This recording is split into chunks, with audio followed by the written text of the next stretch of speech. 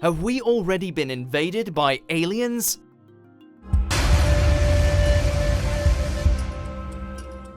It'd be a near impossible task to keep outer space aliens from visiting Earth if they ever set their minds to it. And according to Enrico Fermi, a Nobel Prize-winning nuclear physicist, creator of the nuclear reactor, and the so-called architect of the atomic bomb, considering the immense number of stars and planets out there, aliens should have reached Earth by now. So the question's pretty simple: have we already been invaded by aliens? Of course, many people, maybe most people, would say no, full stop, because there are no aliens. This argument says that Earth is the only planet that harbors life, period, which might not be so terrible. After all, humanity is territorial enough with only each other, before throwing other planets and otherworldly cultures into the mix.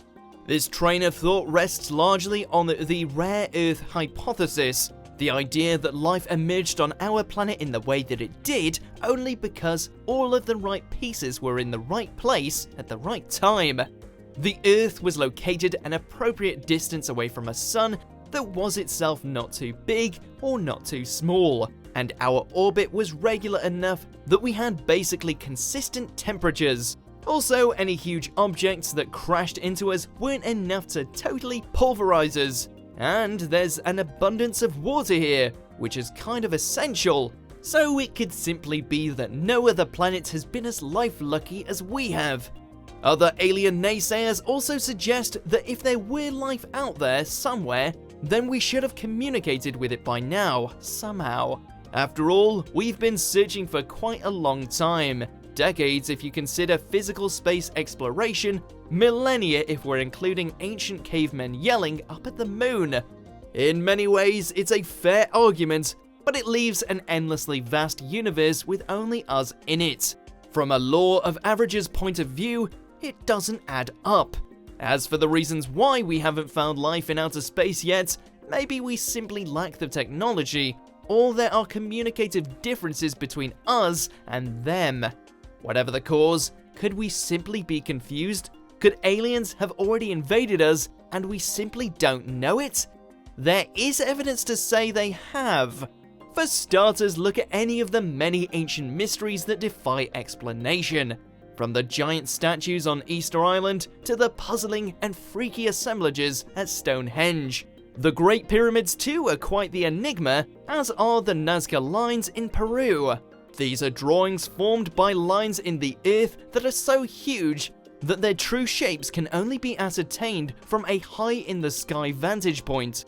Not only are they difficult to explain as products of ancient technology, but looking at these things, you'd be forgiven for wondering if some aliens didn't just drop by Earth in the old days for some extraterrestrial doodling. And if they dropped by way back when, then maybe it's possible they've regularly returned through the years. It'd explain the truly impressive and ever-growing number of unidentified flying object sightings, at least. Since 1905, when they started officially recording UFO sightings in the US, there have been about 105,000 reports of strange, soaring somethings. But really, UFO claims were made long before the early 1900s. As far back as 1440 BC, fiery discs were said to have levitated around ancient Egypt. With so many people having claimed to see weird flying thingies, it stands to reason that not all of them were tricks of the eye, hallucinations, or someone's spaced out bid for attention. Certainly, the US government has taken it seriously in the past, having authorized an entire program from 2007 to 2012. The Advanced Aerospace Threat Identification Program, to look into the situation. And of course there's the world-famous Roswell UFO incident, with many believing that aliens crashed there in 1947. Officials at the time reckoned it was only a weather balloon. Decades later they changed their story to a nuclear test surveillance balloon. But the conspiracy theorists out there just don't buy it and insist that Roswell is actually a hotbed of alien activity. Even a seemingly unlikely source, the Bible, provides support for the existence of aliens, at least according to some interpretations. Genesis refers to the Nephilim residing on Earth, and some translate Nephilim as the fallen, as in they fell from outer space. Others have interpreted the tale of Elijah being taken to heaven in a chariot of fire as referring to an alien abduction. And could the wheel in the sky that Ezekiel claims to see in fact be an alien spacecraft? Let's say for the moment that it's beyond doubt though, that aliens have already landed on Earth and are here still. How did they get here? Based on current knowledge, the closest planet that could conceivably be habitable is about 12 light years away. So if someone were to travel at the speed of light, it'd take 12 years to get from there to here. But humans certainly can't travel at the speed of light. Even traveling at the speed of something super speedy like the New Horizon probe, it would take almost 20,000 years to travel just one measly little light year away. And the human body simply isn't meant to travel at that speed, with recent studies suggesting that even a comparatively simple jaunt to Mars could likely kill or significantly damage us. So if aliens are here, they must have a transportation method that enables them to move at obscene speeds, and they themselves must be able to withstand the ravages of space travel. Essentially, their tech and their bodies are way more advanced than anything we can even imagine. Of course, they didn't necessarily use a spaceship.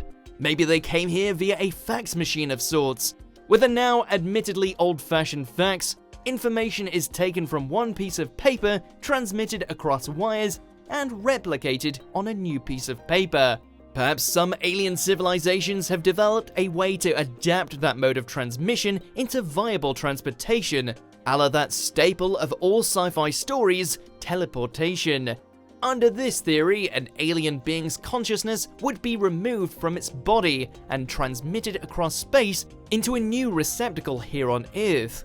Perhaps that receptacle was an empty vessel of some kind, or perhaps it was the body of an already existing human being. The latter would certainly explain why aliens could have invaded us and avoided detection. If the new receptacle was still alive, there'd presumably be some sort of personality change in that person. If the receptacle was dead, it's at least one explanation for the various folktales about zombies, vampires, and other believed to be dead humans coming back to life. But by now, we're deep into crazy conspiracy territory, right? So let's dial it back a bit. Thinking slightly more logically, maybe aliens got here by a much more prosaic way, like hitching a ride on a meteor.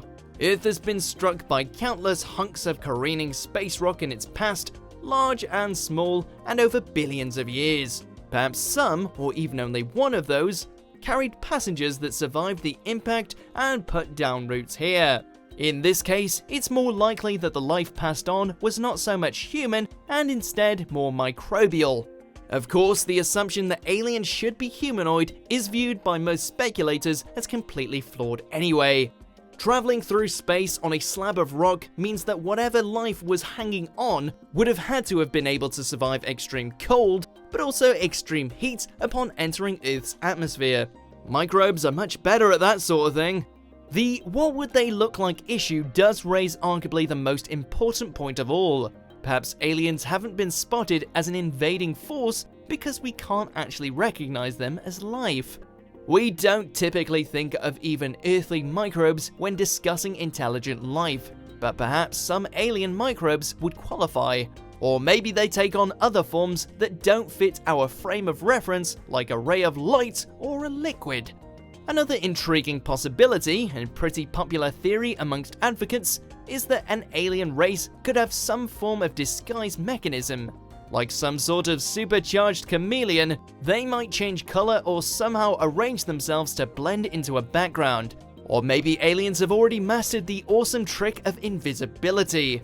It's ultimately just a matter of bending light around an object after all, and if an advanced being can figure out how to travel light years to get here, bending light probably isn't so hard. Then there's the well-peddled suggestion that aliens have seamlessly blended in because they're so incredibly similar to us and we simply can't tell the difference. which would mean all of those 1950s science fiction movies were right after all. Or maybe the real reason we don't know that aliens have invaded is because we're the aliens. There are some who believe that our ancestors traveled here eons ago from a previously doomed planet.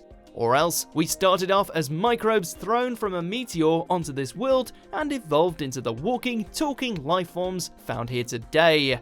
If aliens have already invaded the Earth, it inexorably leads to another important question.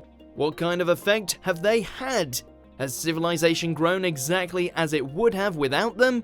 Or have aliens actually helped us to develop language, implement scientific principles, understand how to treat illnesses, and generally live our lives? Or have they instead encouraged warfare, kept us divided, and urged us towards destruction? It's a matter of personal perspective. Whatever effect they might have had, maybe we're better off not knowing.